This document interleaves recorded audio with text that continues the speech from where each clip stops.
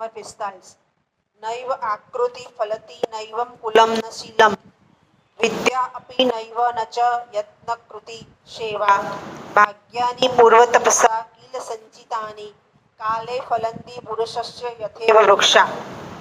પાસંદર જોઈ લઈએ. સુંદર શરીર એ દેખાવમાં સારું હોય તો કંઈ નથી, પણ શું જોઈએ? ગુણ જોઈએ અને ચારિત્ર જોઈએ. વિદ્યા પણ ક્યારે તમારી જોવા મળે? જ્યારે કોઈની કામમાં આવે વિનમ્રતાથી અને પૂર્વજન્મના તપથી જે કંઈ ભેગું થયું છે એ તમે ભોગવશો, પણ વૃક્ષ છે એ સમય આવે જ ફળ આપશે.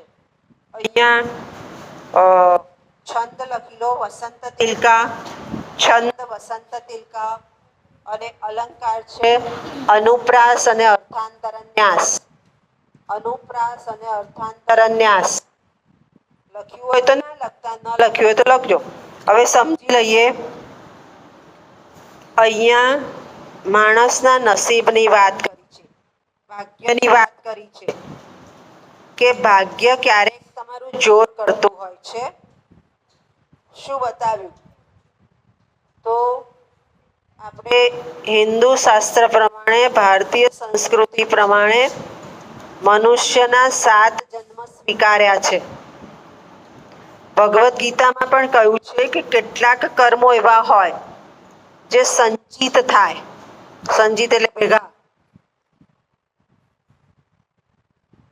અને એવું કહેવાય છે શાસ્ત્ર પ્રમાણે કે કેટલીક બાબતો આપણે પૂર્વજન્મથી બાંધીને આવીએ છીએ. એમાં શું? રૂપ, ગુણ, કુળ. રૂપ, ગુણ, કુળ અને વિદ્યા. રૂપ, ગુણ, કુળ, વિદ્યા એ નિશ્ચિત હોય ઈશ્વર તરફથી. ઈશ્વર જ તમને આપે, તમે એ પ્રમાણે પ્રયત્ન કરો. ઈશ્વરે નથી આપવું તો ન થાય, એવું શાસ્ત્રોએ કીધું છે, હિન્દુ શાસ્ત્રોએ. અને એ ક્યાંથી? તો પૂર્વજન્મના સંચિત કર્મમાંથી આવે. કર્મ ભેગા થાય અને એમાંથી તમને ફળ મળે. ભગવદ્ ગીતાએ કીધું છે. કાલે આપણે પેલા એનો ઇન્ટરવ્યૂ પણ સાંભળ્યો. બ્રોન્ઝ મેડલ જીત્યો એણે. સાંભળ્યો ને એનો ઇન્ટરવ્યૂ? કે પત્રકારે પૂછ્યું કે હવે તમે વિનર થશો કે નહીં? એ વખતે તમારા મનમાં શું ચાલે છે? આપણે પણ એવું ચાલે, વિનર થવાની તૈયારીમાં હોઈએ તો થઈશું કે નહીં એવું થાય ને. ત્યારે એણે આપણું ભગવદ્ ગીતાનું ઉદાહરણ આપ્યું કે હું ભગવદ્ ગીતા વિચારતી હતી કે કર્મ કરી દઉં, ફળ કર્મ કરી દઉં પછી ફળ આવે જ છે, ઈશ્વર આપે છે. અને ફળની આશા હું નથી રાખતી. કર્મ જો સારું હશે તો ફળ મળશે. એટલે અહીંયા પણ આપણે એ જ કહ્યું છે કે કેટલાક કર્મો સંચિત હોય. સંચિત એટલે ભેગા થયેલા. ક્યારેક કોઈ વ્યક્તિને આપણે જોઈએ છે, બહુ જ ખરાબ માણસ હોય, બધા ધનાઢ્ય હોય. આ ક્યાંથી?